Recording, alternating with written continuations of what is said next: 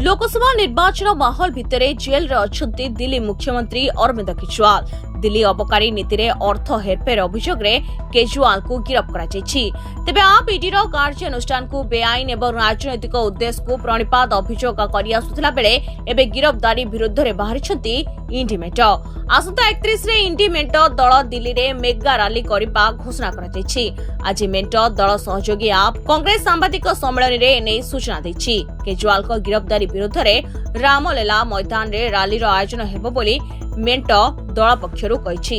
तेबे सांबादिक सम्मेलन समय रे आप नेता गोपाल राय कहिसंती गणतंत्र एवं देशर विपद रे समस्ते इंडिया मेंट दलर स्वार्थ और गणतंत्र सुरक्षा पाई यह महाराली करिबो। एक छत्रवाद आसन चलाई देश में गणतंत्र को हत्या करी दिल्ली मुख्यमंत्री अरविंद केजरीवाल को गिरफ्त करा जायछि।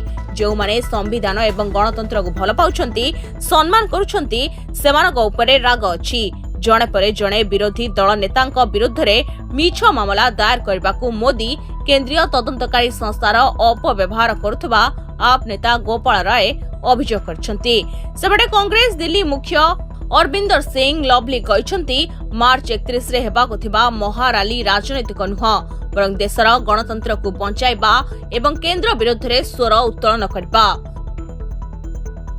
Bureau report Dinalipi live. Dinalipi live को एबे ही लाइक शेयर सब्सक्राइब करंतु।